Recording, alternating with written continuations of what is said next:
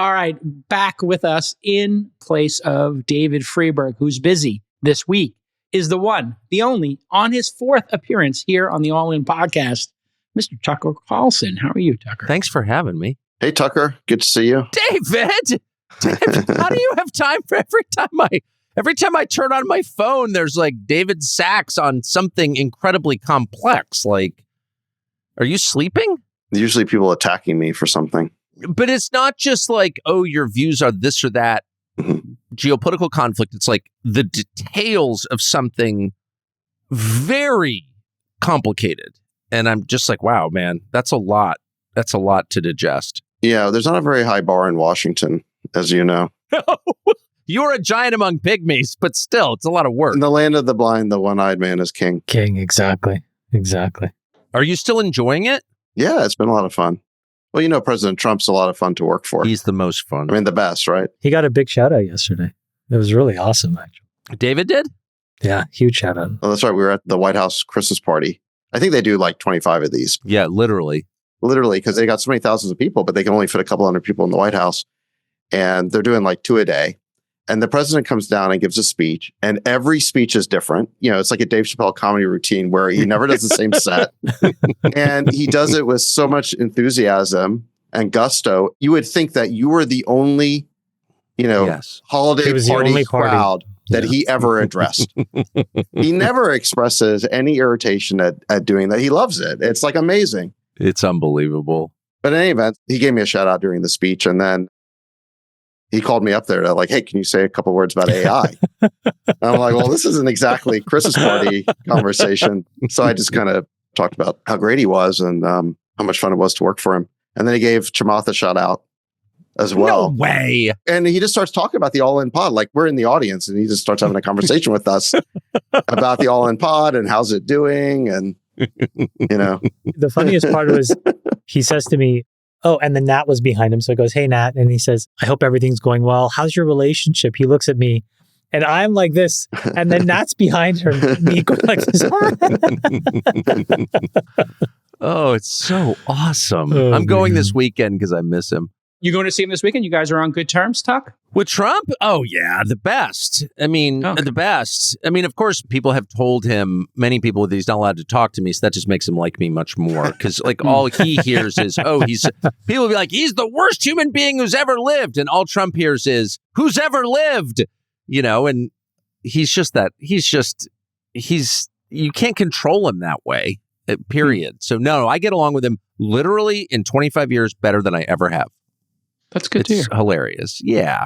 The last part of that story is, so after he calls up me and Chamath, actually, he calls me up to speak, and then calls David up to speak. He went on a little bit of a riff saying, I don't like the term artificial intelligence because why would you want to call it artificial? It sounds bad. Why don't they call it something else? Superior intelligence. Organic. And then he calls up Chamath. He's like, Chamath, what do you think? And Chamath says, well, I think AI is too late to change, but maybe it could be American intelligence. And then he says, yeah, but we want this to be used by the whole world, sell it to the whole world. Anyway, we start workshopping this branding exercise in front of the entire Christmas party. How about we call it Trump Super Intelligence? Okay, it's Trump intelligence. No, but you know what? Calling AI American intelligence is actually the smartest and best one could do around AI. We got a lot to talk about, Tucker. Man, you've been on a run, huh? You've been on a run. I mean, not in my world. I mean, I'm off social media mostly, so it's like nothing's actually really happening in my world. You don't open X at all. It's all about me, man. I don't like to read about myself, so I don't look at it. No. All right. Topic number 1, Paramount versus Netflix. They're in a bidding war over the future of Warner Brothers and all that amazing IP. The assets, obviously, many of us know Warner Brothers is led by David Zaslav, but he owns currently HBO, DC, and the Warner Brothers collections of films. Also, they have that great studio lot.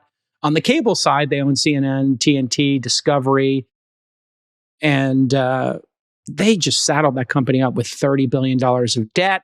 And they had a little bit of a competition for who would buy it. Netflix and Paramount Skydance, run by the Ellison family. Netflix offered $83 billion to purchase just the streaming assets.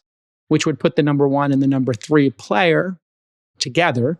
And WBD publicly accepted Netflix offer last Friday. This has created a bit of a kerfluffle.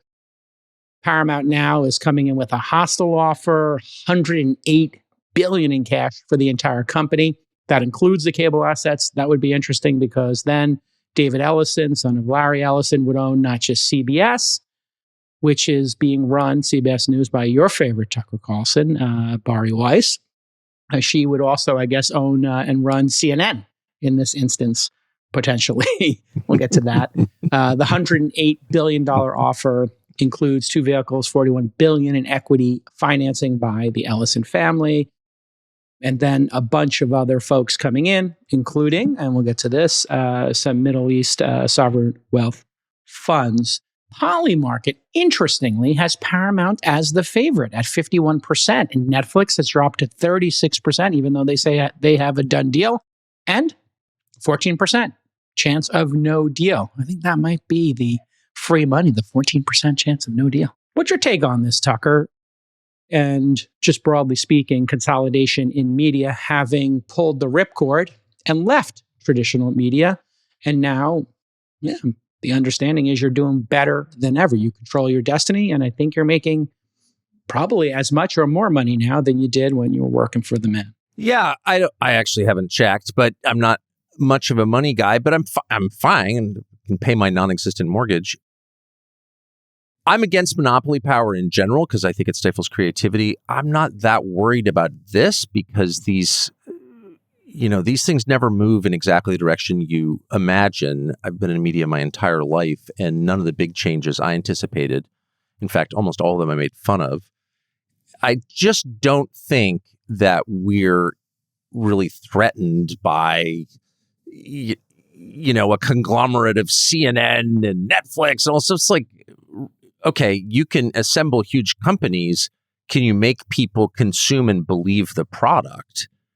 Buying CBS News is like buying RCA Records or something. It just doesn't have any effect. And only people who are not paying attention or pretty cut off think that you're going to win hearts and minds by buying CBS News or CNN. These brands are husks. In fact, all they are is brands at this point. And I just am not at all convinced that this will have a material effect on anyone's attitudes at all. If you started to mess with what YouTube is allowed to air or the ownership of X, then I think you could really change the country and the conversations that we're allowed to have. But I don't see any of this as especially meaningful on the society. I mean, is the product going to get, more subversive than it already is? I mean, it's just like Netflix going to be worse for American society? Probably not. I think this is a business story, not a cultural story. Chamath, your thoughts? I'll give you 2. The first is that whenever you see deals, it's important to look at the amount of money that is at risk. And that is the best tell about whether this is important for the future or not. $100 billion deals are typically about things in the past. What is the future? $1 billion deals. So for example, when you look at when Facebook bought Instagram for $1 billion, that turned out to be a huge bet about the future. It was right. When Google bought YouTube for $1.6 billion, that was a huge bet on the future. They were right. When Microsoft invested $1 billion in OpenAI, that was a huge bet on the future. It was right. But when you look at assets that trade at $100 billion plus valuations, they're so undergirded by debt. All of that debt is only ever bought by looking at the past, meaning how much money have they made? And then it's a best guess about how much money could they make in the future. So these multi-$100 billion assets, to Tucker's point, they don't really matter that much. I don't think it's super anti-competitive. These are financial transactions. The reality in media, so specifically about this deal, so that's a general statement about deal quantum, and you can just judge the importance based on that. People should be spending much more time looking at billion-dollar transactions and $100 billion transactions. That's my takeaway there. But at the very specific thing about this deal, the reality is that the future is unscripted, uncontrolled, user-generated content. You see it on YouTube. It is already the 800-pound gorilla in the space. And then separately, it's now becoming about shorter form video, and you see that with things like Instagram Reels and TikTok. None of that landscape will change based on this deal. if anything, if those trends accelerate, the value of historic IP is going to erode even faster, meaning this generation of kids will have no idea or care about the Marvel Cinematic Universe, about Star Wars. And that may upset those of us who are nostalgically tied to it. So I don't know. I would let the deal happen. I don't think it's particularly that important. Sachs, obviously you don't speak for the administration on these issues, but I'm curious your thoughts on this. Yeah, just my personal view on this is that we're going to get meaningful consolidation in the industry either way, because either Netflix and Warner's are going to merge or Paramount and Warner's are going to merge. So either way, you're going to get consolidation. But that being said, if Netflix is allowed to buy Warner's, the antitrust concerns are a lot more serious because Netflix really is the 800-pound gorilla in Hollywood right now. It's the number one streamer by far. It's got the biggest market cap. And they're the party who the rest of Hollywood is freaked out about right now. And so you saw that the Hollywood unions like the WGA, SAG, they opposed the deal because they're fearing job cuts, lower wages, worsened conditions due to reduced demand for talent. And then the content creators and distributors are worried about this too, because Netflix is known for making tougher deals, I think, than the traditional studios. I've got a friend who's a showrunner in Hollywood, and he's done projects with both Netflix and with the studios, traditional studios. And he says the big difference is Netflix will pay you pretty well, but you don't get any equity in your show. Like whatever you get is sort of agreed to at the beginning, and that's it. So you're not really an entrepreneur when you do a show for them. But when you then work for a studio, you actually get a back end. Now, there's all sorts of, Hollywood accounting associated with that. But he kind of misses the days that are going away where he got to be a little bit of an entrepreneur and have real upside in his shows. And if Netflix now is allowed to acquire Warner Brothers, and that's just another nail in that whole coffin. And so I think it is a big change. And if the antitrust regulators look at this, I do think that Paramount has a better chance. The other big factor is just that Paramount's offering more. They upped the bid. It's $108 billion versus around 80, or it's like $30 a share versus 27. And they're also buying the whole company, whereas Netflix just wants Warner's studio assets and streaming assets like HBO, as opposed to the cable assets, which are considered a little bit of a shitco. So I think if you're a shareholder in Warner's, you probably want to sell the whole thing. You don't want to just be stuck with the bad assets. So I'm a little surprised actually that the Warner's board went with Netflix when they had Paramount as an option, assuming this Paramount offer was on the table, because it seems like a better deal and it's probably a little bit more likely to get through the regulators. So I guess I'm a little bit surprised they chose Netflix, but I guess Netflix is the more bona fide party, right? It's $400 billion market cap, and maybe they thought that they're more able to execute this transaction. Yeah, I have only 3 points on this. Number one, it really depends on how you frame competitors in this space. Here's your paid streaming platforms, Netflix, Disney, and HBO. Disney's done an amazing job after starting a decade after Netflix with streaming of really getting a lot of subscribers and consolidating 1 and 3 here, obviously puts Disney way behind. But if you start looking at TikTok, Instagram, YouTube, these properties have the majority of the audience. They dwarf the audience of these paid services. And young people are not interested in movies anymore. They want, obviously, TikToks and YouTube. If you look at the revenue, it's a Just ask you a question about that chart before you move on. Just how do you compare, or do you adjust for time watched or minutes? Because how do you? I didn't in this, but that would. There's a big difference between watching a TikTok and watching, a movie on Netflix in terms of attention span. Nobody I'm not watches disagreeing movies. with you about the. Look, there's Nobody no question the watches cultural movies. significance has moved away from Hollywood towards user-generated content on these online platforms. But I'm just curious if you adjusted for that. Yeah, no, I didn't adjust for that. You could slice it a bunch of different ways, but at the end of the day, I put the competitive set as a little bit broader here, which is including the free, UGC services, since that's what young people are doing. And then if you look at revenue, it's a slightly different picture here. These paid services are doing extremely well, and they are juggernauts in terms of making money and profitability now. And UGC obviously is much larger, especially on a global basis. The more important thing here is how we do antitrust in the country. Trump wants to be involved in this. He said he's going to be very involved in it, which as an 80-year-old, he's involved in everything. Why not be involved in this? He shouldn't be. Put that aside.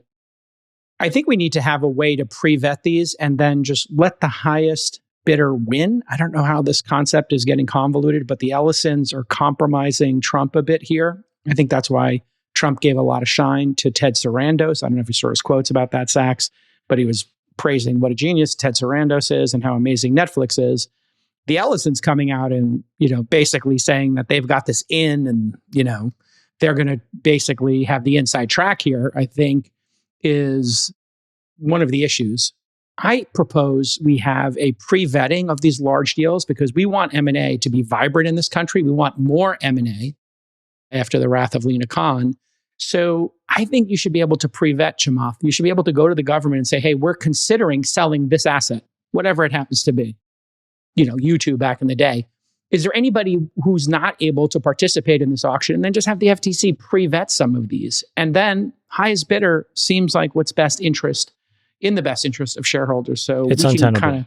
That's untenable. And the reason why? Yeah, explain. You have multiple facets of antitrust that can come up from any number of organizations in the United States. And that's just but one part of the complexities you have to navigate. Because if you do business in any other country, all of these other countries are in a position to opine. Oh, sure. If you think about doing a deal where you're in China and that other asset is in China, it can slow down for a very, very, very long time and never happen for reasons that have nothing to do with the industrial logic of the merger. So I don't think you can pre-vet these things because it's not scalable. And I think the government would get frustrated because you'd have 1,000 people outside the door. They'd have no time to do anything else. They have to govern. The different thing that we have to figure out whether is allowed is how these deals are getting done. The only thing that I would observe is the two biggest transactions that have happened thus far this year that I've taken note of happened as total raw asset sales to work around antitrust. The best example was Meta and Scale AI. Okay, I'll say this thing is worth $30 billion. I'll give you $15 billion in cash. But what am I really doing? I'm carving out these assets so that I don't have to file even an HSR filing.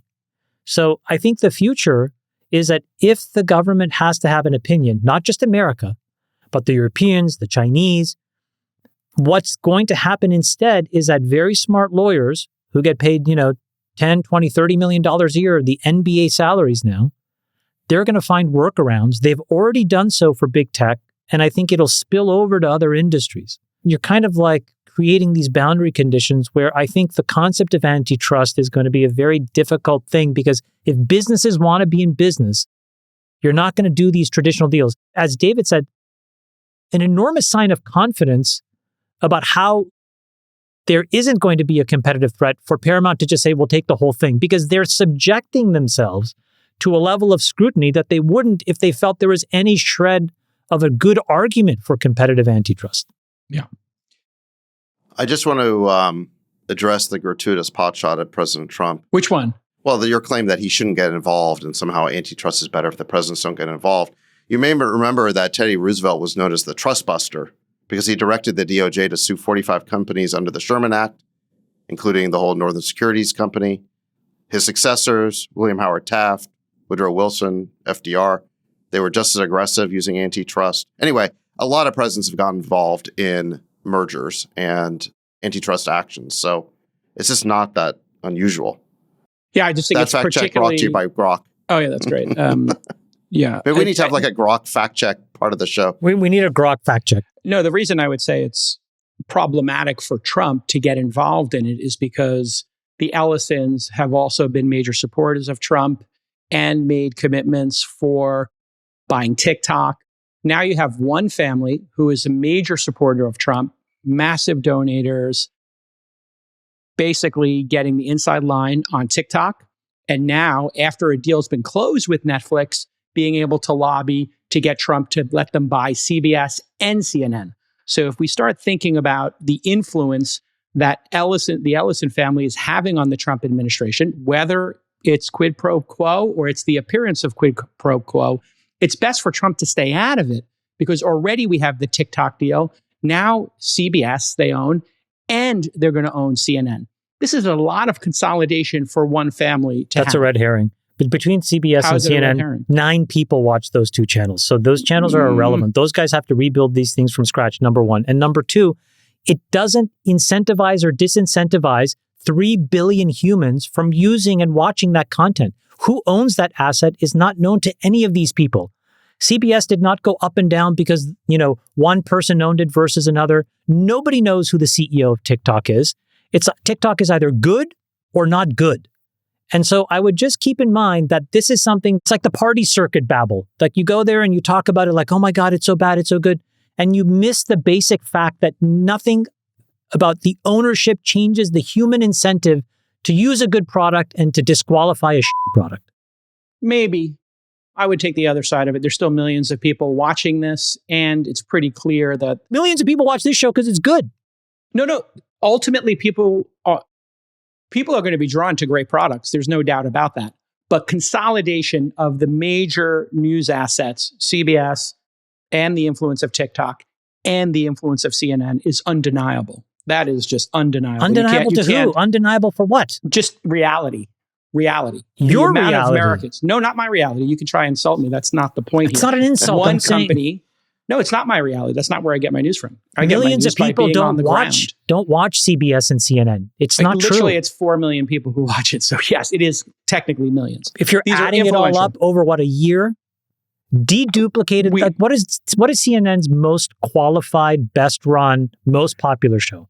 Okay, what is it? On the network or on the news? I don't know because I don't have it. I don't even have cable. Yeah, I know. And you don't even pay for. You asked your friends to steal New York Times articles. I am for you. the That's leading edge of what everybody will. I am the leading Tucker, edge. You get the final word. Having lived inside the beast, should Trump be involved in these mergers and acquisitions? Yes or no? Tucker calls. Well, you're not going to stop him, so it doesn't matter.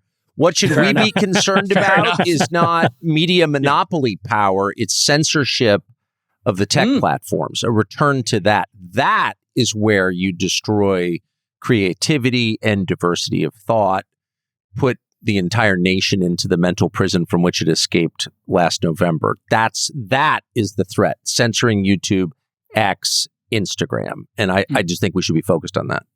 And what's your take on Bari Weiss taking over CBS News? I'm not sure if you've commented on this. I'm kind of impressed. It's easy to make fun of Bari Weiss for being dumb or whatever, which is fair. But you have to sort of look at it in reverse image, and it's negative. It's like, with those talents you got you're amazing. And I will say, I agree with that. I think that she's charming. She's tireless, energetic.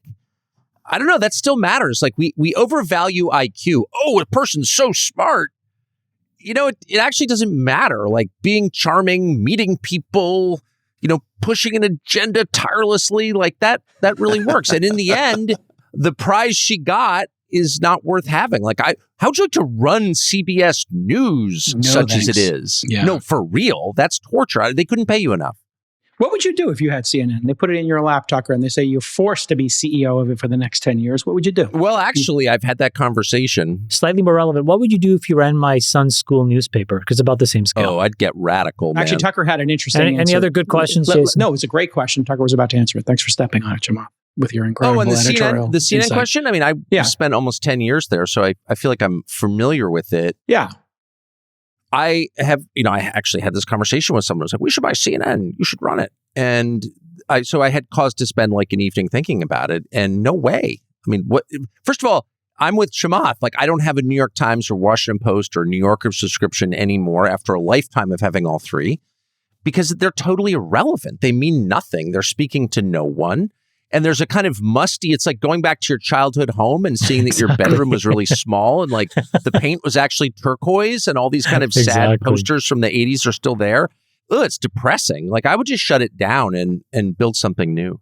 Okay. Shut it down. Jason, can I give you my one thought exercise about the New York Times? The one thing that I think is worth talking about the New York Times is I think they will, in the next 5 years, do something so egregious and over the line, akin to some sort of libel or some sort of statement that it turned out to be completely false. They will get sued. And I hope when that settlement happens, the person says, I do not want to get paid the $4 billion. I want this to be turned in kind into a nonprofit and into a public trust, and then shuts it down. Interesting. That's kind of what happened with Fox when they did their $700, $800 million settlement, the largest one. Well, but the next one, Jason, the next one will go up. It won't be that scale because you've had now that precedent. That's a very important precedent about the scale of lying and misrepresenting things. And it only goes up from here. This is a one-way ratchet. Yeah, you couldn't be more wrong about that. It's definitely not going to happen. They have controls in place, but it's a nice fantasy. They're also crushing it, by the way. When they move to subscriptions, they have 12 million paid subscribers now. They are objectively crushing it and figured it out better than any other news organization. Whether we agree or disagree with, their content and the quality of it, they are the most successful objectively here in America. All right, speaking of successful and taking over the dialogue, we got to talk about Nick Fuentes, who you just had on your podcast, Tucker. You platformed him. Being facetious here. You platformed him.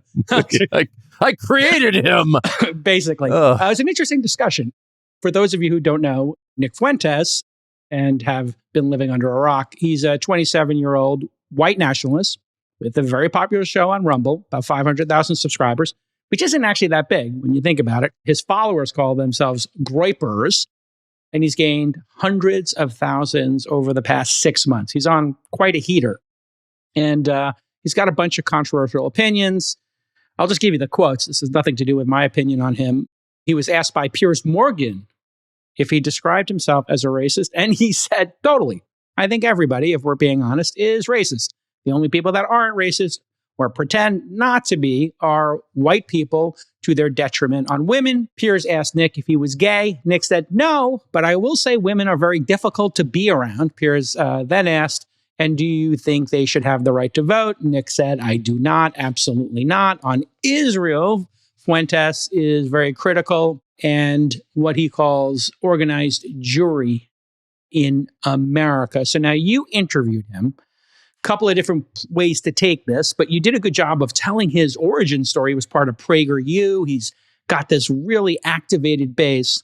Why is he resonating at this moment in time? And maybe you could explain to the audience MAGA versus America First, America Only, which I think are part of America First, but you tell us, because I think these are just terms right now. They're not like political parties or anything. Well, there's a struggle over what those terms mean. It's very ugly and probably necessary because you need to define terms. Like that's the first thing you do, I would say, when you think through what you should be doing with your life, for example. So, as for Fuentes, his origin story is a little more precise, and I'll keep it short, but he tweeted something as a freshman at BU, pretty mildly critical of the Congress for doing the bidding of this foreign country, Israel. And somehow Ben Shapiro saw that and attacked him and tried to get him kicked out of his Republican club and made sure he didn't get an internship with some conservative organization. And I'm not attacking Ben Shapiro, but that kind of tells you what attempts to shut people down, to shut conversations down, result in. They don't go away. They just fester in the darkness, and they can sometimes become really ugly. So what Fuentes is, among other, well, first of all, Fuentes is saying a lot of true things. That's why he's popular. He's funny. He's smart. But he's a good broadcaster. Yeah. He's a great broadcaster. But Fuentes, on some macro level, is troubling because his platform is an expression of something that has kind of taken over all political discourse, which is identity politics, tribalism. And I'm just opposed to that, period, and always will be. And I just think that we're governed by universal principles or we're governed by the mafia. Those are our choices. And so, our principles have to apply to every human being, or certainly every American citizen, period, or they're not principles.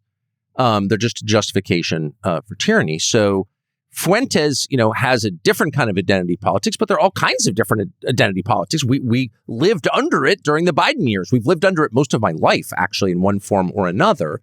And so, if anything, Fuentes reminds us that we have to come up with some kind of principle that every American can ascribe to, something called national identity. That is not a dirty phrase. That's actually necessary to keep the country from disintegrating, which it is. So, what does every American, all 350 million, have in common with every other? And that's the conversation we need to have. And in its absence, then we get a lot of people popping up and being like, well, all white people are over here and all black people or Jewish people or whatever. That's not going to work. That will end in violence. Everyone knows that. And so now is probably a pretty good time to figure out what we all have in common. I didn't platform him.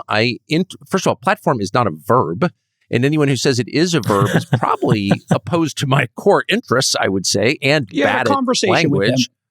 Yeah, I interviewed him like interview everybody, and my general belief is you should let people say what they think, and others can decide whether they mean it or not, whether they're being false or sincere, and what they think of what the person is saying. But that's my job. I'm not ashamed of it, despite a lot of efforts to make me ashamed of it. I do disagree with Fuentes on the question of universal principles. I think it's immoral. Well, first of all, it's against my religion to hate any group, and I told him that.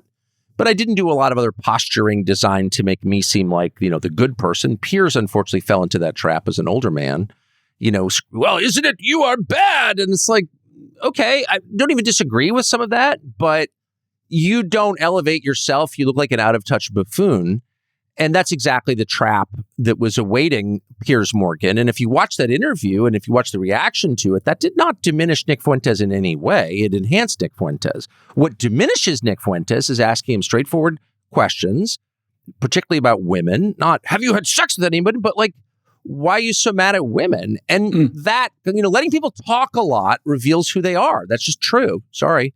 If you were to give the top 2 or 3 reasons why he's resonating with, it seems like, young men and this burgeoning American First movement, which I guess would be good for you to define right now as best you can, recognizing you're not the leader of it, but you have said, I think, this concept is, resonates with you. So maybe why is Fuentes resonating, and what is America First versus MAGA? Like, explain that just to the audience. in reverse order. I mean, I would argue that the premise of MAGA is America First, but I wouldn't say that America First is a movement. I would say it's the only legitimate reason to run a government.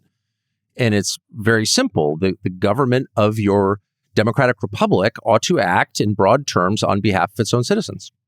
I mean, it's not more complicated than that. There's nothing sinister about it. In fact, anything other than that is sinister because it's illegitimate. For what other reason would you run a democratic republic? And treasonous. There isn't one, actually. So, of course, this has to be in America. You could think of a new name for it if that name makes you uncomfortable. But the idea has to be the reason we have a government, or else we have to get rid of the government because there's no other justification for having a government. Okay, so A. B, why is he popular? Because he says that. But I would say more broadly because he's defiant. There's a kind of up yours, buddy. I can't say that. Okay, watch this. I will. He's hilarious. He seems steadfast and strong. I don't think he is. He's not even married. So like, if you're afraid of girls, I think you're a wuss. That's my personal view. But but in his defiance, people see something really appealing. Why wouldn't they? These are kids who've grown up in a world of hectoring and telling them they're bad because of how they were born. And Nick Fuentes is just raising the middle finger to the people saying that and saying up yours. And who wouldn't love that? Of course, people love that. Second piece of the America First is America Only. And I guess that means... I don't know what that means. That's it. No, of course, look, we work in concert with others by definition. It's a globalized economy. Maybe it shouldn't be, but it is. But America Only, that argument, to the extent it's not really an argument, it's like a counter slogan designed to undercut the main argument, doesn't really mean it. No one is arguing that. It's just saying, look, the U.S. government ought to act on behalf of its own citizens, to which people who don't believe that, who are embarrassed to explain why they don't believe that, because there's no justification for not believing that, are like, well, you're America Only. No, the government should do that. Every part of the government should have that foremost in mind. How does this help the people who pay for this, in whose name it's done? Like, again, even calling it a movement drives me bonkers because compared to what? Some sort of creepy secretive oligarchy, which we've had most of my life. Like, that's just bad. There's no way to defend that. And we can argue within the framework of America First how to put America first. That's a totally legitimate argument. And there are all kinds of different thoughts about that. But what the motive should be, the goal should be, there's no debate. It has to be for American citizens primarily. If they're, ancillary beneficiaries, that's great. Not against that at all. Let's help everyone if we can. But The point is to help the people who own the country, the shareholders of the United States, who are American citizens. There's no other point, is there? Chamath, let me bring you in on this from the angle of the America First movement, America Only movement, as a reaction to the first year of the Trump administration, feeling too many people in the Republican Party as benefiting maybe tech oligarchs, billionaires, international issues more than the working man. You have started to tweet a little bit and become vocal about, hey, maybe year 2 of the Trump administration, we got to get refocused on some of these things. Unpack that for us in the audience. Well, can I offer my feedback on Fuentes first? Oh, of course, yes. Go with Fuentes if you like. There's a couple points I want to make. The first is that he is, as Tucker said, charismatic. I think he's funny. And I think that he can animate around a lot of touchy subjects and say things that have shock value. And I think in that what he is actually like a modern shock jock. He's like a younger Howard Stern. He's the Howard Stern of this era. The way that Howard Stern was in that era unlistenable to so many people because he would be kind of okay for 80% of the time and then go totally off the rails. And you think, man, this guy is some combination of mean, nuts, crazy. And then you throw out all these other adjectives. So that's point number one. Point number two is it is true that the longer you allow him to speak, actually, the more you understand what he thinks. And as a result, the quality of the product will dictate the scale of adoption. And now this is where I think the media, yet again, has been very sloppy and doesn't do their work, which is, and Nick, you can throw this up, there's been a lot of research on what has been happening in the last few months. And the bottom line takeaway in the last few months is that there is a coordinated effort of individual, largely unverified accounts in social media. They typically emanate from India, Pakistan, Malaysia, Indonesia, Nigeria. And there is a coordinated amplification process that is happening around this content. And in this chart that you're seeing, it's just a comparison of Nick in the first 30 minutes to what people like Elon get in the first 30 minutes of him posting. Now, why that's so important is you start to see this huge disparity where even though you have the most viral person and account in the world, i.e. at Elon Musk on X, what you see is him completely crushing and dominating the virality in the beginning of his content creation versus anybody else's. And then there's a bunch of other charts. Nick, you can retweet a link to this. It starts to show a pattern where there's a coordinated effort to amplify. I think that's why we're having the Nick Fuentes moment at this point in time. The New York Times all of a sudden sees this information, probably doesn't bother to do the diligence, has a bunch of positive mentions, starts to pump him up as a leader of some kind of nefarious, crazy, scary rebellion. Well, no, they want to mainstream him. And they want to try to mainstream him. So what you see is the New York Times trying to mainstream this guy and make him credible so as to paint the right as a bunch of evil, racist ideologues. I think the producers at Piers Morgan didn't understand this was happening. And so when you put him on a 20-minute soundbite shot, it feeds into exactly what makes him popular, the ability to land these small soundbites. This is why I think Tucker's was much better because, again, in multi-hour programming, you can't hide. You see the full facet of what the person is, and you start to understand that this is a very savvy young media personality. Now, when you strip away all of this amplification, the product has to work for it to scale and grow. There is no way that you're going to manifest average normal men and women spending their time to take these views credibly unless it's good and right.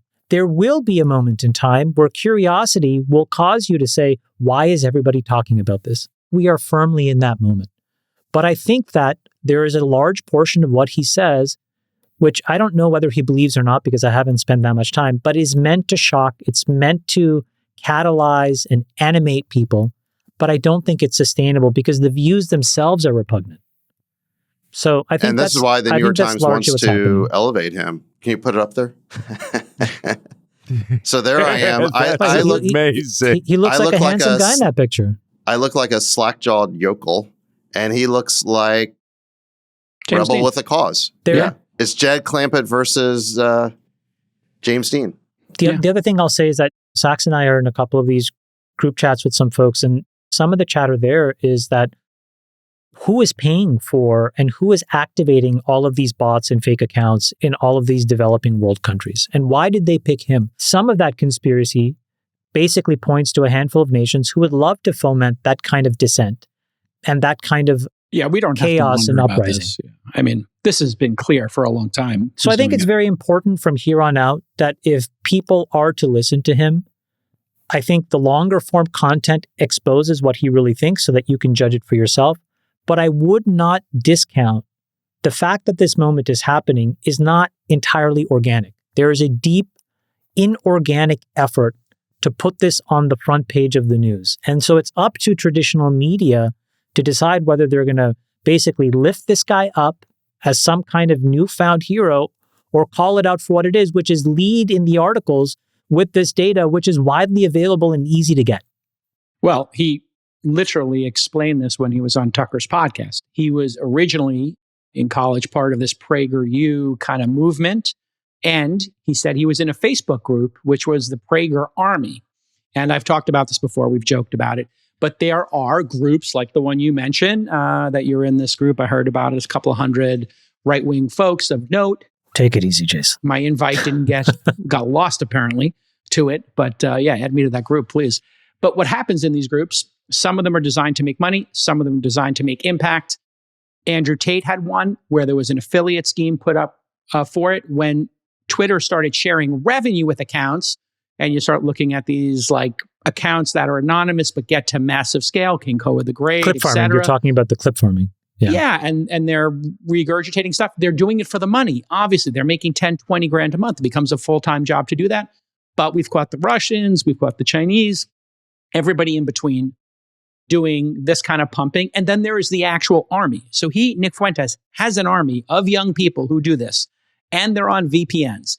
And they flood comments. And what they do is they share a clip. And you can experience this in your own social media if you're of note, because you'll have 10 posts get X number of replies. And then all of a sudden the 11th gets 10 times that, all at the same time, directly to it, not from your followers. And that's when they get shared on these group chats. By the way, we should mention, just tangentially, because I want to get Tucker's take on this, but Australia just passed a law that under 16, you're now not allowed to use social media. Instagram, Facebook, TikTok, all banned until you turn 16. And in part, Jason, I think it's because these coordinated mis and disinformation or amplification campaigns are on all kinds of characters, not just Nick. They're proliferating because, to your point, the economics creates an incentive, if nothing else. Then there's obviously the state level sponsored chaos that it tries to sow. Yes. And one of the only high level bits that you can flip is to say, under a certain age, we're just going to minimize how much of this content you get exposed to because we don't know what it is. Before we go there, can I just say the one thing on America first, America only, whatever these terms are? I don't know what they are. America first, America only.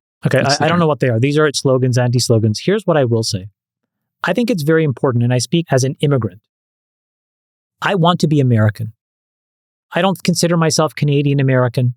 I don't consider myself Sri Lankan Canadian American.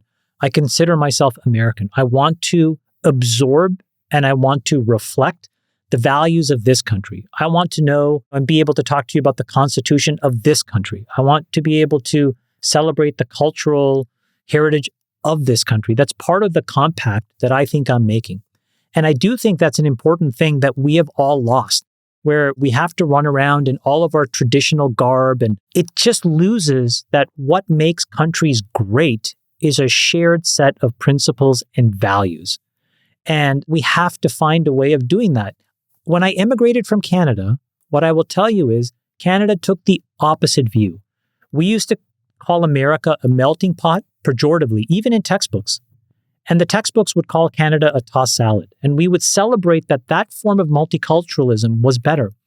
But when you fast forward the clock 20 years, all it did was create confusion. For example, if you go to school in Canada, there's like a bajillion holidays. Every culture gets their day off. And then all of a sudden what happens? The kids don't get educated because you have to have every long-tail country get recognized in some way, shape, or form. All of a sudden you lose this very standard form of basic organization. That's just but one example. You know, the forms are in 50 languages. All that does is create chaos.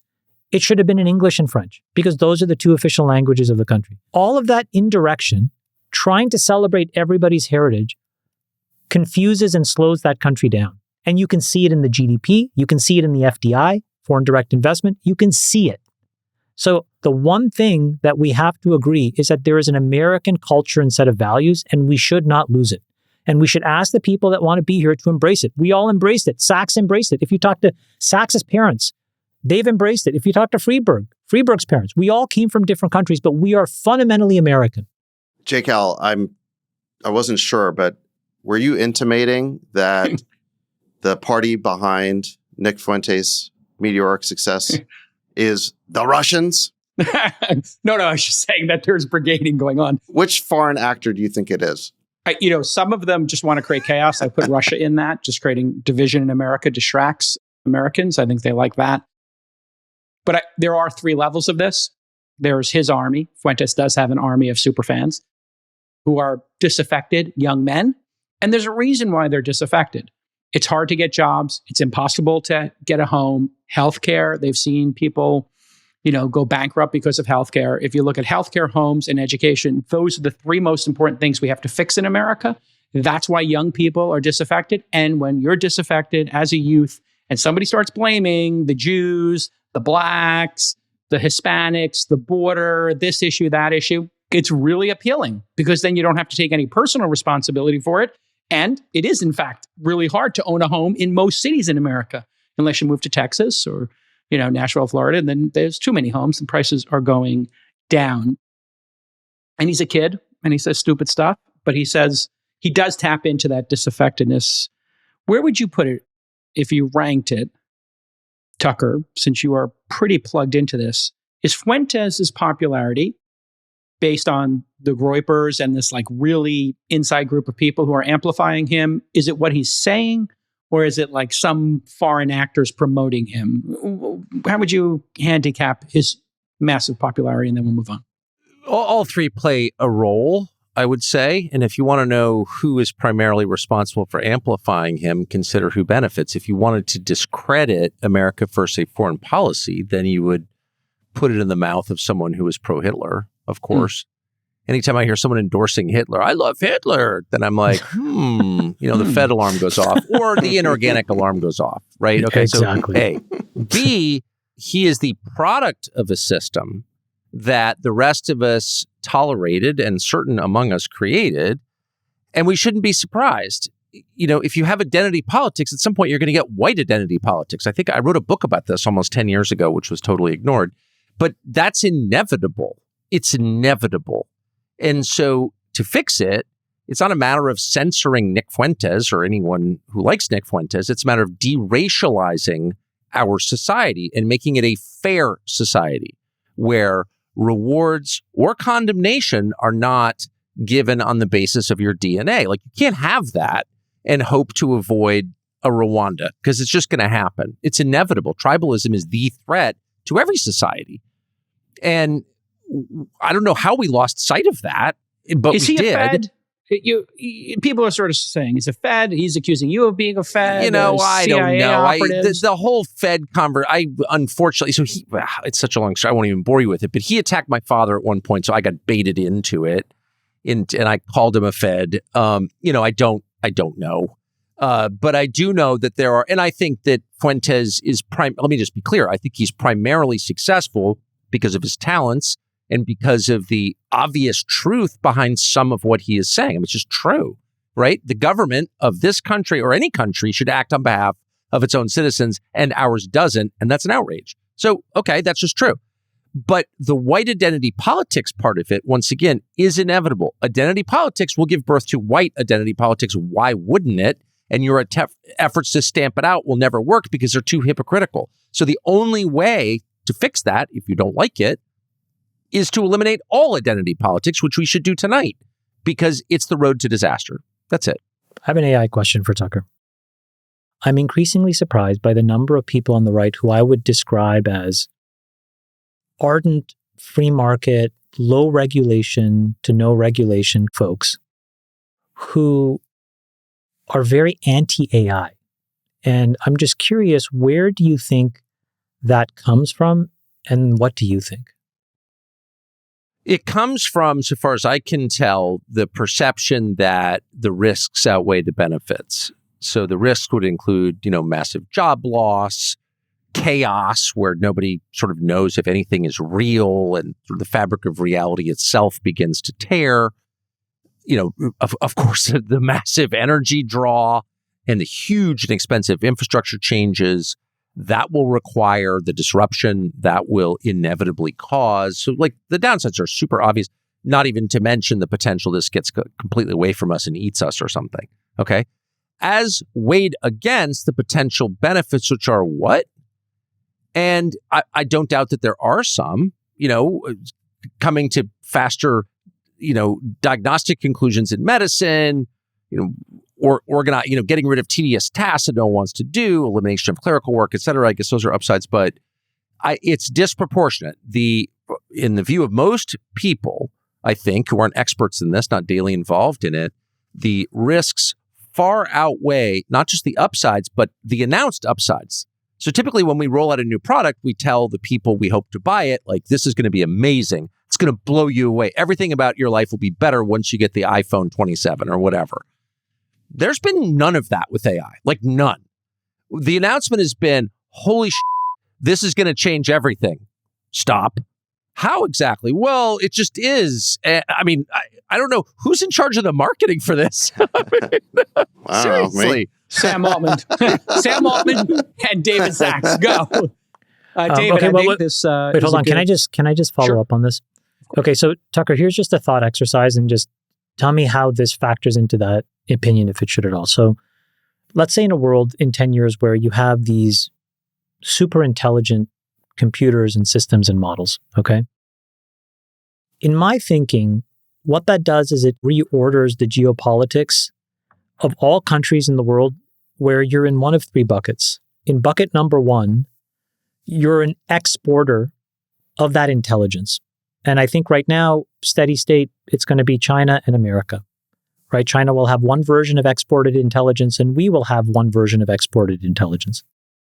Then there'll be these strategic partner countries, of which I suspect there's less than 10, who are the enablers, the facilitators. They have specialized skills that wrap either the Chinese version or the American version with energy, with money, with know-how, etc. And then I think there's everybody else. And it almost creates this thing where if you are an importer of intelligence in the future, you theoretically are at risk of becoming essentially a vassal state.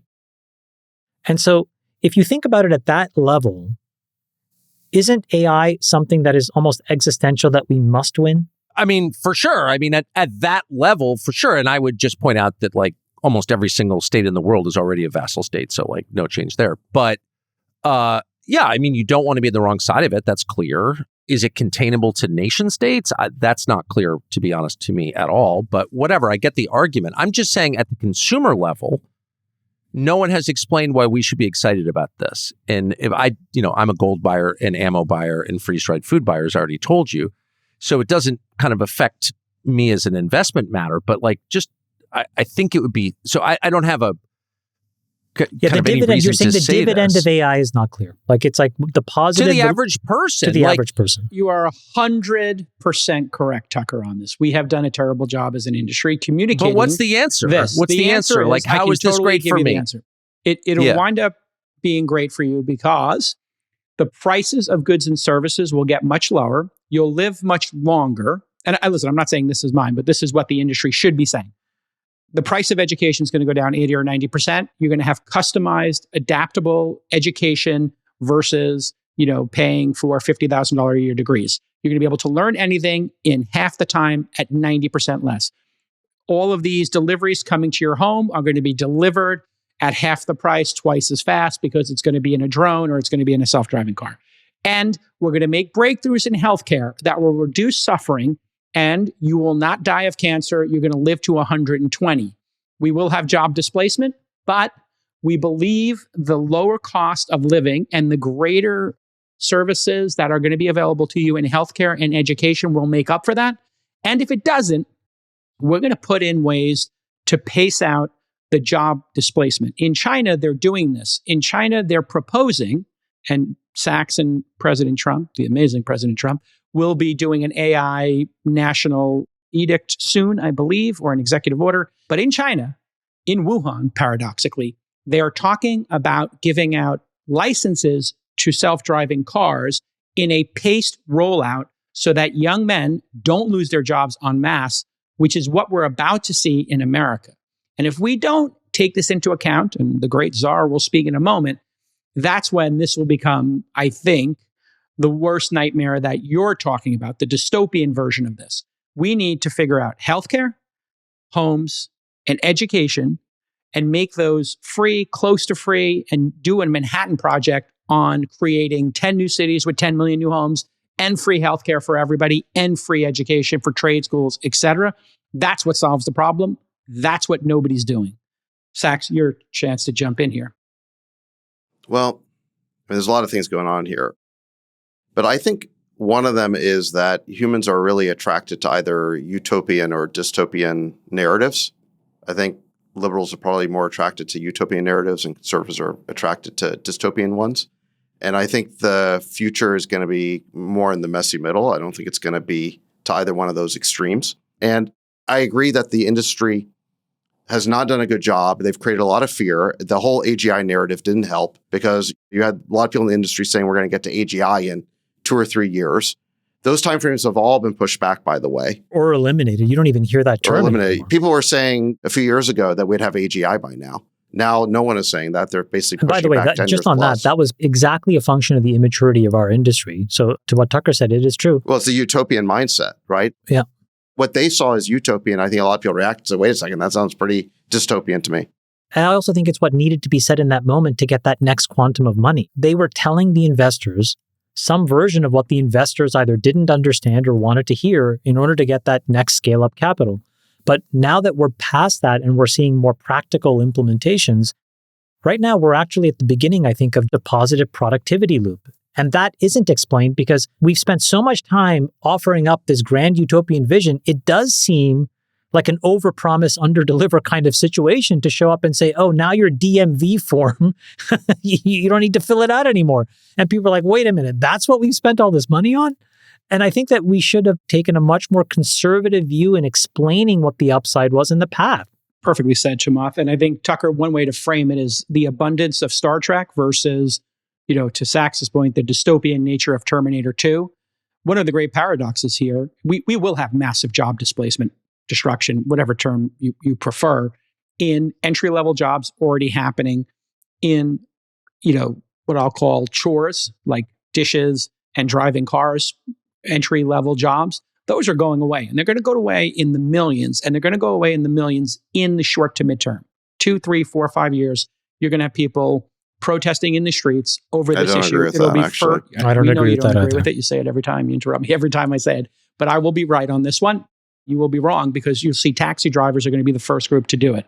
And it's already happening in different places in the world, as I mentioned, in China. And it's already starting to happen in places like San Francisco, where they're burning the Waymos and with them for a reason. The abundance argument is something we need to get on, and we need to get on it quick, or we need to get on some sort of promises about re-education and retraining. And you don't hear rich people and these rich companies talking about that half as much as they did. But what could be the great paradox, Tucker, is that the America First movement is acutely aware of this and shutting the border and deporting people, which I'm fine with deporting criminals, that actually might be the solution to the problem. As we deport people, as we don't let people in, unemployment might stay at a low enough level that we could manage giving the dishwasher jobs, the nanny jobs, the ones that maybe were being done by illegals, construction jobs, and we're just going to have to pay more for those. It's going to be $30, $40 an hour jobs. So America First might actually be the solution to this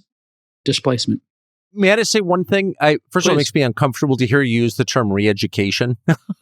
Yeah, sorry. Retraining. Don't want that. Yes. But, the awesome power that AI gives governments and other concentrations of power over the population is a concern, particularly in the United States, where we have a Bill of Rights. And it seems to me it would be important, and I never hear it raised, to put in some guardrails that protect the average powerless person against surveillance or having his rights taken away, in effect, 100%. or famously, social 100%. Credit score. It's just too easy to extract compliance from people with technology this powerful. And of course, the very obvious next 10 years looks like this. There's a lot of disruption because of the elimination of jobs, particularly low-end jobs, but not only low-end jobs like lawyers and stuff, the true revolutionaries in any society. And then the technology itself is used to keep the population under control through repression. Like, I don't think that's a crazy scenario at all. You're 100% right. That is the big, so what are we doing about that? Let me speak to this. So first of all, I agree that that is the biggest risk of AI is, let's call it the Orwellian concerns as opposed to like the James Cameron Terminator concerns. Just as an aside, I agree actually with the Star Trek analogy that I think the right way to think about AI, it's like the ship's computer in Star Trek where you can tell it what to do. It understands language and it can speak back to you, but it doesn't have a mind of its own. But that doesn't mean that it couldn't be used by humans or governments in an oppressive way. And that's, I think, the biggest risk of it. And I think the track that we were on at the end of the Biden administration is that they were starting to require that DEI be programmed into AI. And that should be seen as an attempt to kind of infiltrate AI with ideology that then programs or brainwashes our kids and everyone who uses AI. And we were seeing that when Google rolled out their first product, you had the whole Black George Washington thing and Black Nazis and all that kind of stuff. History was being rewritten in real time by AI in order to serve a political agenda. And that didn't happen by accident. It's because the values, the ideology was being programmed in. Now, I think that that was the track we were on before President Trump got elected. I think it was a pretty scary track. And let me say one other thing is that whole apparatus of so-called trust and safety from social networking, which was basically a big excuse for censorship and shadow banning, all of that was in the process of being ported over to these AI companies. And in fact, they even used some of this same terminology about like safety is really this like catch-all term for a lot of things. In the social networking context, when they talked about safety, the idea was that users be confronted with ideas they didn't like, and therefore that was a threat to their well-being.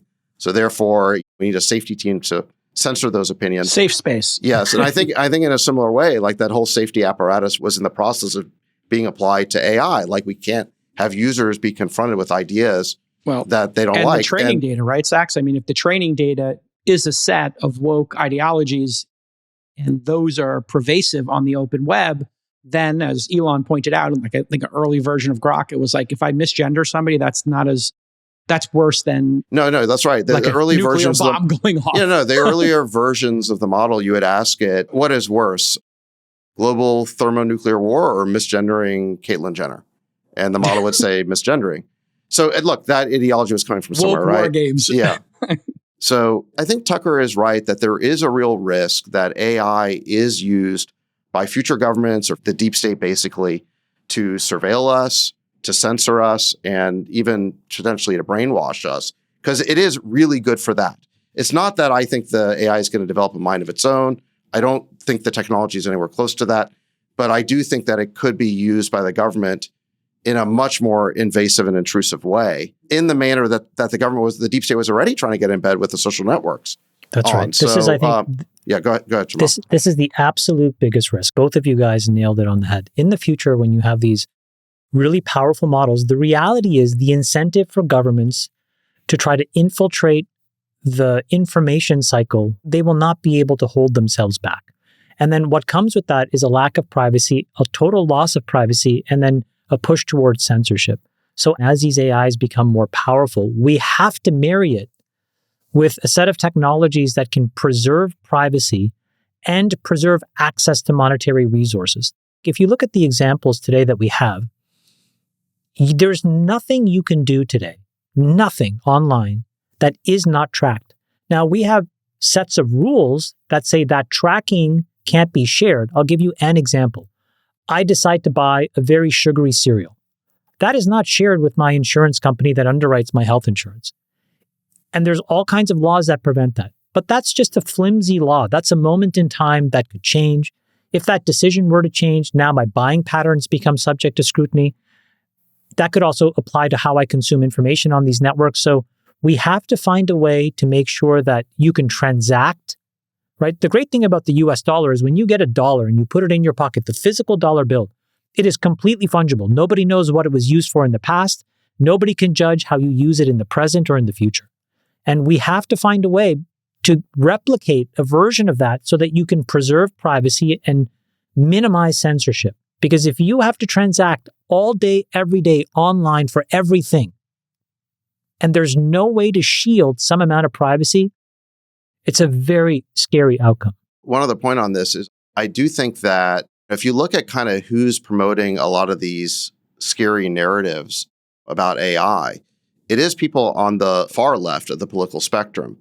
Because when you create enough fear in a population, the people will cry out for government to intervene and save them. And I don't think it's a coincidence that, again, that a lot of the voices who are spreading this like doomer ideology and saying that we need the AI models to be reporting a lot more things to the government, which is a stepping stone to surveillance. Or previously they had said we need to embed DEI in AI models, or we need AI models to prevent discrimination, which is kind of their backdoor for doing the same thing. They're on the left of the political spectrum. And I do kind of worry that people on the right are buying into this in a way that's actually going to lead to a lot of government intervention in a way that actually could lead to the Orwellian outcomes that we're talking about. Mm-hmm.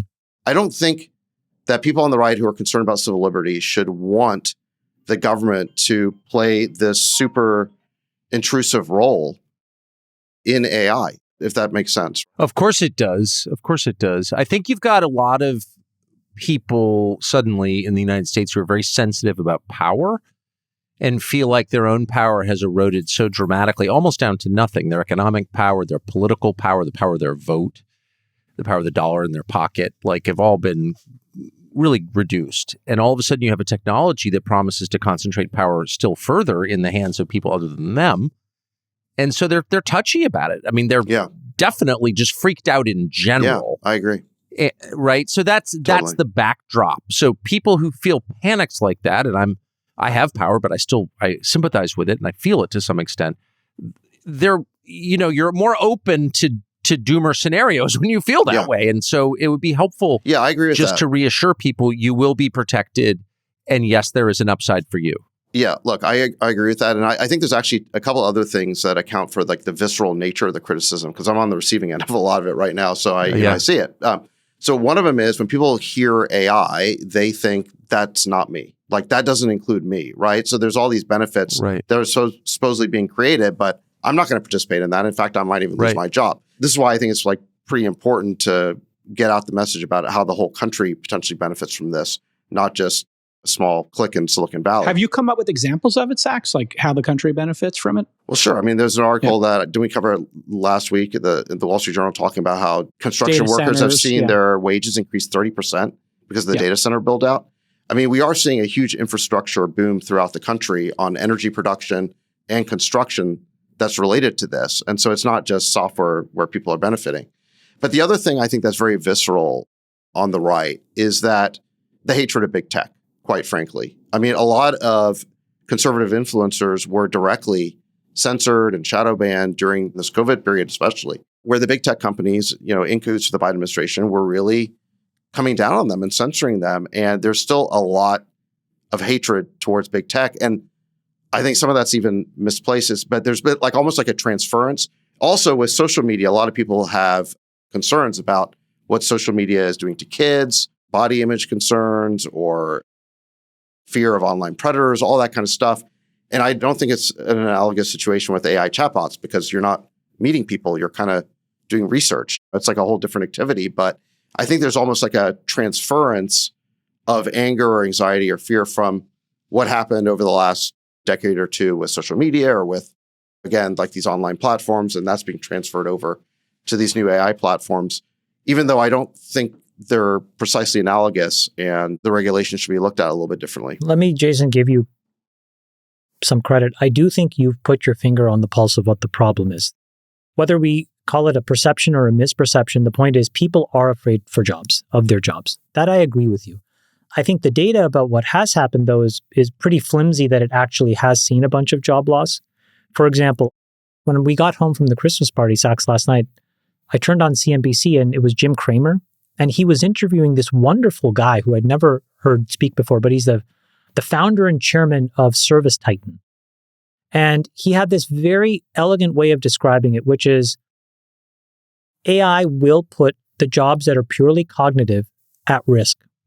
But when you marry cognitive ability with physical dexterity, those jobs are thriving. And he talked about construction workers, plumbers, electricians. In fact, this week when I was in Abu Dhabi, we were talking about the transformation of power, right? And that these electricians now get paid $500,000, $600,000, $700,000, $800,000 a year, which, by the way, just FYI, is more than most engineers in Silicon Valley, okay? These guys are the ones that are actually winning, but the stories are not told. And then the incentives aren't there. And so there's a bunch of things that I think need to happen to highlight where the success stories are. They're not the obvious places that one would think. It's not just some engineer tickling the keyboard, making millions of dollars and putting people out of work. That's not what's happening. But I don't think the story is told. And so the palpable fear of job loss is there. To your point, I do agree with you, Jason. That is the overriding narrative that we have to, with data and facts, convince people of what is actually happening. There is definitely a narrative that's ahead of the job loss. And the question is, what pace will it happen at?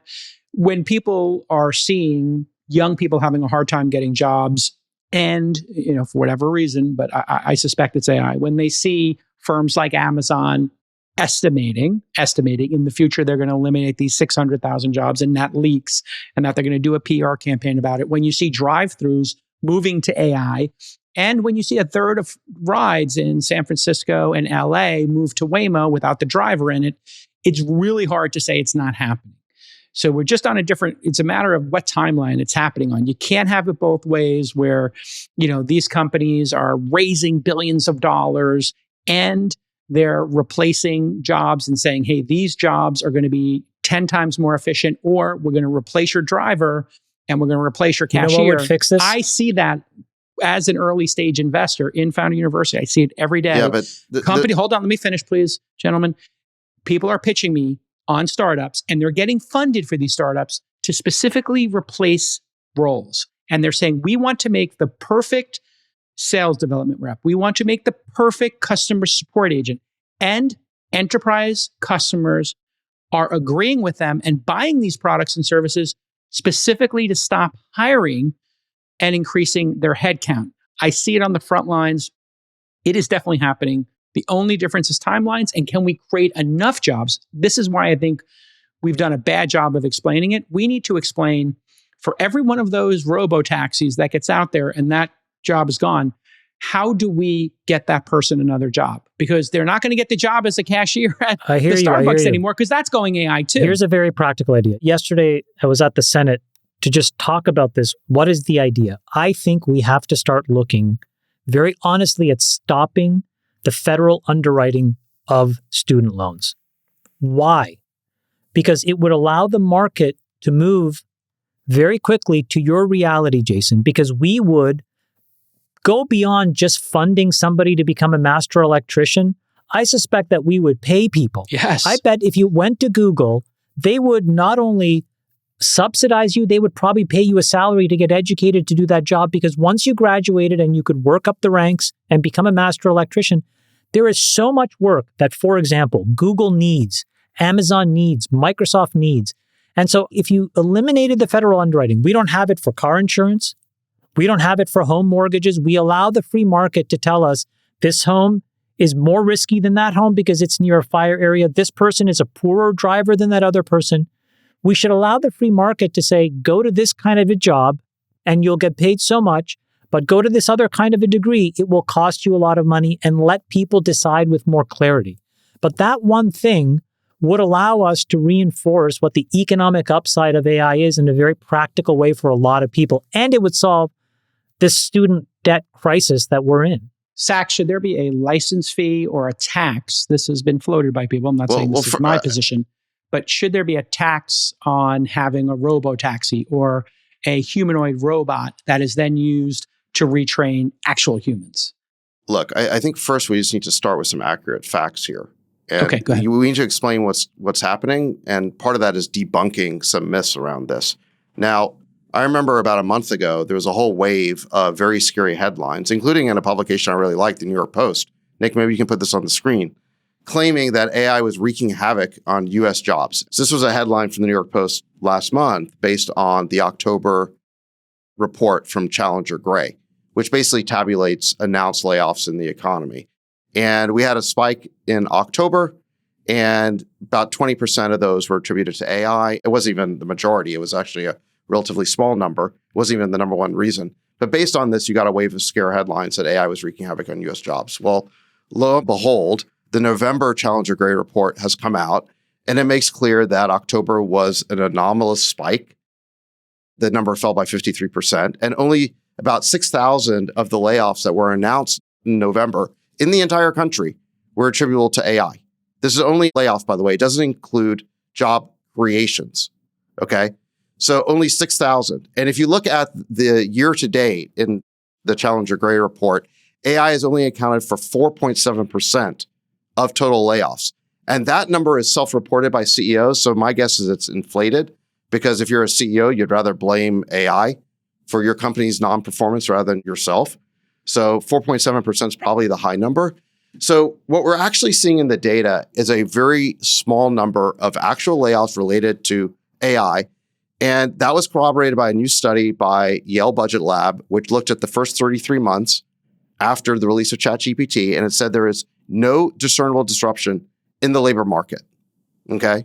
So that's, I think, a really important fact is regardless of what you want to claim will happen in the future, job loss has not happened yet, not in any meaningful numbers. And in fact, AI has been responsible for about half of GDP growth this year. So GDP growth is about 4%. That number would be at 2% if it weren't for AI. So within that is a lot of job creation. You see that again with construction workers. So it's just not the case that AI is creating job loss in any meaningful way right now. And people do this Mott and Bailey thing where they're like, well, AI is creating tons of disruption, it's wreaking havoc. And then you point these facts out and say, no, I mean, in the future it's going to. But then they revert to, well, no, it must be happening now, right? The disruption's so profound. So look, we can all argue about what's going to happen in the future, but right now it's not. And if you're going to talk about the future, the time frames matter a lot, because obviously we've always had technological change in the economy and it does change people's job. But if those changes are happening over 20 or 30 years, that's very different than the next 5 years. And I really don't think you know how fast the disruption is going to be and how much time people are going to have to react and for new jobs to be created. I'll give you an example. Back in the 90s, I remember when they said that brick and mortar was going completely out of business. That was part of the reason why we had the first dot-com bubble in 99 was that, hey, everything's going to the internet. It's going to go pets.com instead of Toys R Us and so forth and so on. And people thought that bricks and mortar was going to be out of business within 5 years. Well, it's literally 30 years later, and bricks and mortar is still a thing. I mean, it's still not a blockbuster. Now, look, it hasn't been a great business. I mean, like Amazon has been super successful, and you did not want to own Toys R Us, but bricks and mortar is still around. Walmart's still around. The change is still ongoing, and I think that's what's most likely going to happen here. Is this technology is going to create a productivity boom. I don't think the main thing it's going to do is cause job loss. It's going to have lots of different impact on our lives, and we're going to have time to adapt. I don't think this is a 2 to 3 year time frame thing. This will be the debate of our lifetimes, I predict. But look, I mean, if I'm wrong, we'll find out in the next 5 years. But what I just really resist is this Mott and Bailey thing where people are like, this is happening right now. And then no, this is going to happen in the future. Be clear. I don't think you're wrong, but I think the summary of this point is the following, which is the facts today don't bear out the bear case. But the perception is that people are afraid. And married with that is that we as an industry, and I don't actually blame it on you because you had to clean up all kinds of craziness that the Biden era left. So I think you've done a great job. But our industry needs better spokesmen. I mean, we talked about this after our tech dinner. There needs to be a way for a handful of people who can really represent the future in an articulate way that people believe. And I think we do need to do that. We can't have the CEOs of these companies seem either sketchy on the one hand or too focused on material consumption on the other. It's just bad. It's a bad look. I agree with you. But think about the two biggest narratives that created this fear and resentment towards AI. I would say it's the AGI narrative, and the timeframes now are people are pushing them back, right? Yeah, that was and in linked fact, to fundraising. there's one called a famous project called AI 2027, where they were predicting AGI in 2027, and now they've pushed their timeframes back into the 2030s. Look, once your timeframes are over 10 years, we know from the tech industry, then they're not you have no anything. idea. You have no idea. But it was AGI and job loss, and I would say current profound disruption and job loss. And both those narratives, I think, have been debunked in the last several months. Final chart. Nick, you can pull it up here. This is just Fred unemployment rate, 16 to 24-year-olds. This is the one I think you should watch. 9% in January, now 10.5%. I think this chart's going right up to 14%. Just my prediction. And I think it's because of AI.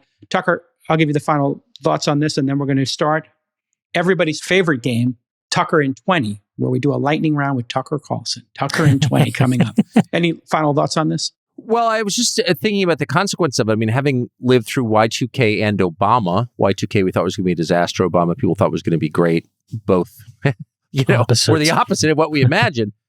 I don't know that it's possible to predict the effects of this, but I guess my one worry, which I think that all people, especially men, need to feel useful. And the thing that's offended me most about the AI conversation is not the AGI stuff, which always seemed a little bit fantastical to me. It's UBI. It's the idea that you could just pay people to be content or something. And having grown up both around inherited money and welfare, both are, two sides of the same coin. People need to feel like they're contributing and that their lives have meaning. And I don't know. I hope people are thinking about that a lot. Yeah, I agree with you. 100%. But by the way, that whole UBI narrative, I think Sam was touting that a couple of years ago. Oh, of course. He funded it. He funded a study. It made this whole thing so much worse because, again, it was playing into this idea that everyone's going to be put out of work and that's a good thing and you'll just get welfare from the government. And who would want that? That's not the society we want. Now, I mean, where I disagree with my friends on the right is I just don't think that's what's going to happen. I mean, I could be wrong, but I just don't think that's what's happening. It hasn't happened yet. I don't think that's what's going to happen. But look, I agree with them about the undesirability of that world very much. All right. Tucker in 20, your thoughts on, you can take up to 30 seconds, but Tucker in 20 sounds better. Tucker in 20, what do you think of Venezuela, these boats, and then seizing the oil tanker? Why are we doing this? Why are we so active in Venezuela, Tucker? No freaking idea. But I do know that if it becomes a real war, people are going to be shocked. And it's the last thing the country needs. The number one requirement of war is that you explain to your population why you're doing it, even if you're lying about it, even if it's they have weapons of mass destruction. We'll find them once we invade. Everyone mocks that, but at least it was a real rationale that allowed the country to unite behind the invasion. That groundwork has not been laid. The drug stuff, everyone's against drugs. They're not coming from Venezuela primarily, as we know. So they're coming from Mexico. I'm not advocating for an invasion of Mexico. There may be a good reason to have a war with Venezuela, but I think it would be the time to roll it out. If in fact we are going to have one, my sense is we're probably not. This is all an effort to get Maduro to leave. I don't think he's leaving. So I hope we can live with that. But I just don't think right now is the time for a ground war in South America. You've been very excited about the potential of Qatar being a deeper ally of the United States, and you're buying a place there. Why are you so Qatar? To mix memes. I'm not. I mean, of course, anyone who travels to the Gulf can tell you there's something amazing happening there. And it's not just about money. It's about openness. But I'm an American. I'm not going anywhere. I have one passport. I'm buying a house in Qatar to make the simple point. I've been attacked for being a tool of Qatar, paid by Qatar. I've never taken $1 from Qatar or anyone else. I have no investors and no debt. So I'm not into taking money from people, but I wanted to turn it around and be a net investor in Qatar in order to take control of Qatari propaganda. In order to say, no, they haven't bought me, I've bought them. And I'm texting them my talking points and they're repeating them. And that's what I plan to say the second I close on my house. Candace Owen, Charlie Kirk's assassination, conspiracy theory. What's your take? I think it's important look, in the end, it's the job of federal law enforcement to find out who did it and then explain it to the public in a way that makes sense and can be proven. And I really hope that will happen soon. So they're part, like in any, I was a crime reporter, I wrote a book on this. There's in any aftermath of any crime, there are anomalies, weird coincidences, things you can't fully explain. I mean, the closer you look at anything, the more complex it reveals itself to be. So that's certainly true here. But because of the nature of this murder of our friend, I think it's all the more important to make sure the public understands who did this and why. And I would say the FBI doesn't have a lot of credibility. It's not the fault of Kash Patel and Dan Bongino. They inherited an agency with basically no credibility that has a documented history of manufacturing crime. So, like, it's not enough to say the FBI says it. You have to explain how. And I'm not even doubting the core case they're making, but if they are telling me that this was a lone gunman, that no one else was implicated in this crime, I think it's fair to ask, like, how did you reach that conclusion? And did you look at this, that, and the other thing? And I don't think we should be intimidated out of asking those questions. Those are not unpatriotic questions. Those are questions that I think, express our reverence for Charlie Kirk. This is a way to honor him and any American who's murdered. So, sorry, by the way, just on this, if anybody has not watched Tucker's documentary about the Butler, Pennsylvania shooter, I can't remember his name. We're memory holding that anyway, so please don't ask any questions. Yeah, what happened with that? Jeez. I thought your documentary was pretty kick-ass. Worth watching. Thank you. And it just, look, it was really good. We asked obvious questions, couldn't get straightforward answers. I do think the more... You did more than this. I have to give you credit because you were able to scrub internet searches. You went back to the Wayback Machine. There was a level of detail because my interpretation was it seemed like you guys were afraid of just getting shit on from everybody. And so you went to the point of making sure that this stuff was irrefutable fact. And you had a level of detail in there, which I hadn't seen in an investigative research piece in a long time. I do encourage people to watch it. I thought it was very good. Well, the good news about being universally hated is it keeps your standards higher because you can't afford to make too many mistakes. No, but we can't have too many, high-profile murders or attempted murders that don't have firm, believable resolutions. The social fabric can't handle that because then people become totally postmodern in their thinking and don't believe anything. So that's incumbent on federal authorities to reassure us. Tucker, if you are running the Republican campaign going into the midterms, what do you do the same? What do you do more of? And what do you do less of? Well, I would, I'd focus on domestic economic issues to the exclusion of everything else. I would. And I think that's the main concern. It's always the main concern. Now I'm entering into very banal territory because I'm repeating every, obvious observation in the past 100 years in American politics. But people do care about that. And they are concerned. AI is part of that, probably not in its reality, but in its expectation and it's the fears that people have about what's coming. And so I would try to address those issues at least by explaining them. I do think I'm in the explaining business, so I'm biased, but 80% of the problem, this is true in marriage and child rearing and governing as well. You need to explain what you're doing, what's going to happen. I'm going to give you the shot, count backwards from 10. By 7, you're going to be asleep. When you wake up, you'll be fixed. That's what they tell you in surgery. And they tell you that for a reason. They don't just roll you into a dark room and start injecting you with stuff. They walk you through it. And that's enormously reassuring. In fact, it's critical. And so we just need a lot more of that from everyone, and not just government, but people with a platform explaining what the hell is going on, because we're getting to a place where trust is vanishingly rare, and that's bad. That creates volatility. After 3 hours with Milo Yiannopoulos, is homosexuality nature or nurture, a trauma response? And David Freeberg wants to know, why are you so gay? Why are you gay? Why are you gay? I just wanted to do an interview where I could quote my favorite Nigerian. But no, I mean, well, clearly it's not nature, at least primarily, or we wouldn't be having an absolute rise in it. And there would be some hint of a gene responsible for it. I mean, so many different genetic manifestations have been isolated from the decoding of the human genome, and that we're not, so no, clearly it is primarily nurture. But that's not an attack on anyone. It doesn't make it any less real. I'm not saying it's fake. Of course, it's the opposite of fake. It's very, very real. And it's not even a value judgment. It's just an observation. I think on the question of sexuality and gender, it's best to depoliticize it. It's been so politicized, you can't even have an honest conversation about it, or you get attacked from all sides. How does that help anyone? It doesn't. And so it's best just to look at this as coolly and as rationally as you can, try to get to the truth, and then allow people to make their own decisions about what to do with it. I mean, that's my view of everything, really. But it's time to take that approach to sexuality. Okay, final one. Should we be in NATO? Should America pull out of NATO? Of course we shouldn't be in NATO. I mean, what? That's not, I thought these were hard questions. Yeah, exactly. No, why would we be? I give you a little alley-oop. I let you dunk the ball. Why would we be in NATO? NATO is like the single most destructive force that we're a part of, way more than the UN. NATO Should we is... support Israel and give them weapons? It depends for what. I mean, it's fight like, in Gaza, and should they be our number one partner in the region? I think, or the partner in the world, really. In the world, sure. I think all of our alliances should be assessed and now reassessed through a single lens. Does this help the United States? And in the specific instance, I'm certainly not against being allied with Israel, and I'm not against supplying Israel with weapons. Again, it depends what they're being used for.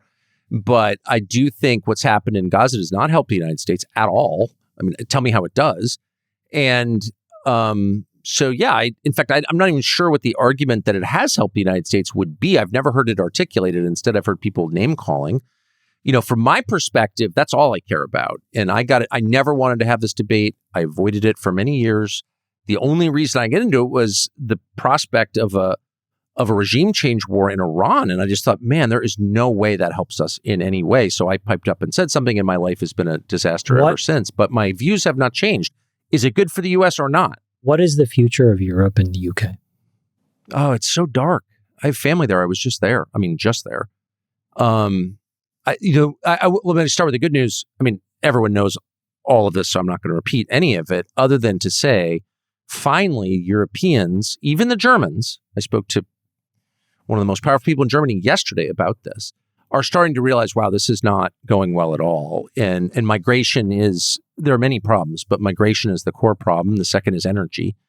And they've made massive mistakes. They've committed self-harm over decades. We can argue about why they did that, but there's a growing realization that they did. I was in Oslo pretty recently salmon fishing, and you go to Norway. I'm Scandinavian, so I pay attention, and all they talk about is Sweden. And of course, everyone's always kind of looked up to Sweden because it's huge and industrialized, and Norway looked up to Sweden. Now you go to Norway, and the Norwegians all say, man, the one thing we're not going to do is become Sweden and open our borders and destroy ourselves. So I think the Europeans are finally catching on to this, and that's a blessing. Is it too late? I hope not. Maybe, but Finland and Norway caught it. Yeah, they caught it early and said we can only have this many people come in each year reasonably as a society. It's not that early. They've made a mess of Oslo. Oslo is not what it should be. But yeah, I mean, it's not totally destroyed. So yeah. All right. Listen, when Tucker has a new product or service in the world, he calls his boy Jake Al, and we do a little mutual support. You're today launching some silver or gold, apparently. Basically, we are selling gold as close to wholesale as we possibly can. Okay. And it's, as usual, a reaction against all the gold scams going on. But people should be able to easily buy physical gold with a minor transparent markup on the internet. You shouldn't have to call a number so you're fooled into buying a commemorative coin for, $8,000 an ounce or whatever, twice spot price. So that's the idea. And it's gone really well in the 2 weeks we've been open. What's the form factor? Are they? It's like 1 ounce coins, or you guys? Well, you can buy any kind of precious metal. I am personally a 1 ounce coin buyer of longstanding. Turned out to be a pretty good route, I would say. I was much mocked by everyone I know. All the finance sophisticates I went to college with were making fun of me. You're a gold bug. You're crazy. And yeah, I do bury it in my yard because that's the kind of man I am. Primitive. But it has turned out to be a good thing. No, Come but into you your can house buy with a shovel. Oh well, I've thought that through, Shema. I've also scattered millions of ball bearings around my backyard. So good luck with your metal detector. That's so awesome. That's so I'm not kidding, by the way.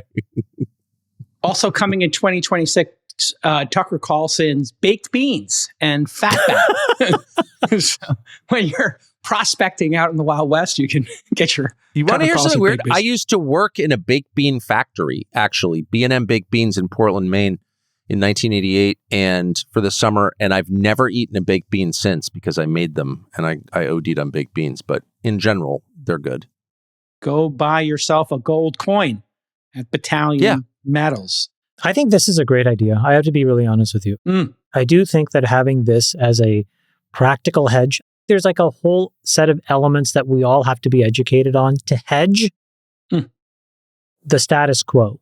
And there are lots of reasons to own cryptocurrencies, gold. I'm glad you're doing this because the way that this is done for most people is completely bonkers. And these sites, unlike yours, that typically sell direct to retail, do not do a good job. So I'm glad you're doing it.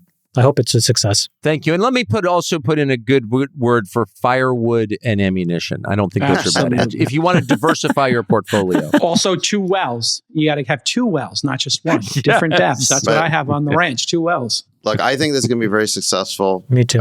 Congratulations, Tucker. I think this will be a very successful venture because you have a lot of trust with your audience. And if, you're going to sell gold, that's the most important thing is people just want to know that this is 100% legit pure gold and what's your daily carry and the lowest price they can get. Tucker, what's your daily carry? What do you carry around the ranch or whatever? What's your daily How carry? much do I carry in gold? No, what's your pistola? What's your piece? What do you keep on your side? Oh, I carry a Ruger LCR in 38 Special. I like the revolver because it doesn't go off accidentally and castrate you. So yes, that's personally. I have a GP 100 Ruger. It's a great. Okay, so people like these high capacity striker fire handguns, and I'm a revolver man. Everyone makes fun of me, but that's how I feel. No, you know what? You leave that revolver in the bottom of a pool for 3 years, take it out, hammer some nails, and then fire it. Still fires. Dude, I'm with you. Wait, you're the liberal here? Really? You don't sound it. I'm a moderate. They say liberal to keep people tuning in. All right, everybody. When he's selling ads, he's a liberal. When he's spending his money, he's a conservative. I'm the only guy who lives in Texas on a ranch and carries a firearm. So we'll just leave it at that. But you never know. I might have some besties moving to Texas. He's living 2 lives, man. He's living 2 lives. Every time he gets on a PJ, he's a conservative. But every time he has to talk to people, he's a liberal. I mean, the PC-24 and the Phenom 300 are great planes. And we had our holiday party last weekend. Wish you were there, Tucker. Tony Hinchcliffe burned the place down. We did a live Kill Tony, a little bit of roasting. A good time was had by all. Major thanks to our 3 partners. OKX hooked up the gifting suite, custom candles that fans loved. Also, they had a really classy milk and cookie bar. iRen sponsored all the VIP spaces with great cocktails. And Google Cloud built out an amazing lounge with spiked hot chocolate and other holiday drinks. Well done to our friends at Google Cloud. And we will see you all next week on your favorite podcast, the All In Podcast. Love you, boys. Thanks, Tucker. Bye-bye. Thank you, guys.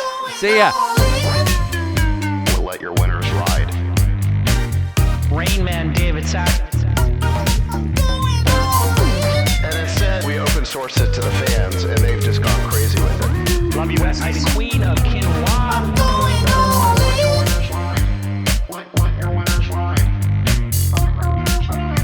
Besties are back. Taking a notice in your driveway sex.